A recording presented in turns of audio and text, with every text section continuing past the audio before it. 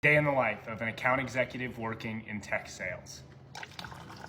Drive 15 minutes and get to my co-working space every day.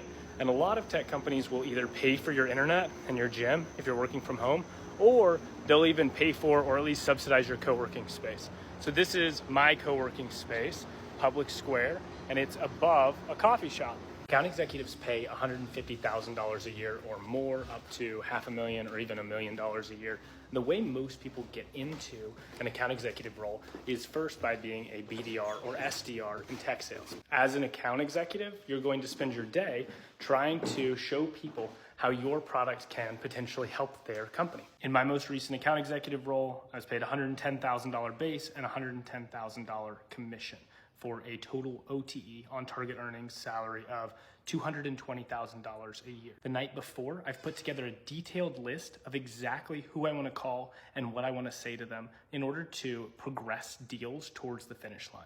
Hey, Samantha, it's Chris Duval. Do you have a second? Absolutely. If you're willing to continue to advocate for us in that upcoming board meeting, then I'm committed to going to my leadership and getting the discounting that you need in order to successfully get this approved.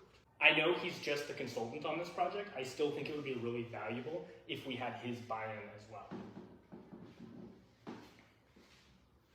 Amazing. And would you be willing to reach out to John and let him know that I'm going to be giving him a call this week? I get to work remote or from a co-working space. I get to take time off whenever I want. In fact, my company provides unlimited vacation time. I can take as much off as I'd like. But sometimes I work a little later, or I work on a weekend, and sometimes that means I take a Tuesday or a Thursday or whatever day I want off. And I don't need to talk to my boss about that, because at the end of the day, I'm accountable to myself and the metrics that I'm hitting, the number of deals I'm closing, the amount of success that I'm having in my territory, and the amount of revenue that I'm driving for my company. I'm gonna work on a Google Excel sheet for the next 2 hours for a presentation and a PowerPoint. I'll probably use some Canva and stuff like that. Some people are watching this and they're like, oh my gosh, I love Canva. I love Google Sheets. Other people are watching this like, no, I just wanna do cold calling. I'm probably in the latter group. But sometimes those things like Google Sheets are the things that really move the needle. And in a case like this, it will be what allows me to close a deal that's worth hundreds of thousands of dollars in yearly recurring revenue for my company, and will close something like a $20,000 paycheck for me, pay me $20,000 in commission. So it's really vital that I get it done and I do it well in a way that executives are impressed by, and that they're willing to put their reputations on the line to sign for this product, the CRM, to be implemented for their company. My joint evaluation plan is done, so now I'm submitting it to my manager, my solution engineer, and my solution architect. Yes, I have both of them on this deal.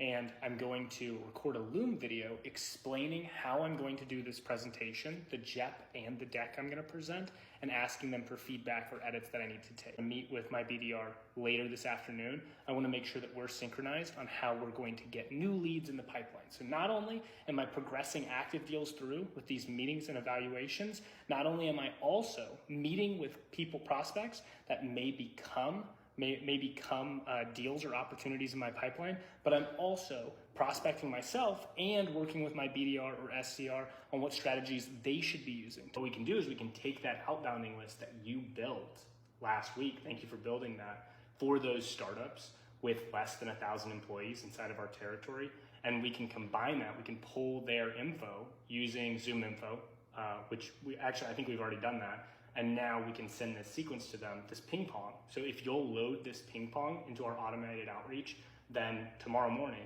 we can both start working on it. You can start dialing out, I'll send the first email, and then vice versa the next couple days. Now I'm gonna update my forecast and get ready for my meeting with my manager that's gonna be tomorrow. My manager is a super stickler, and we do need to get some more information before I can send that to you. About 18%.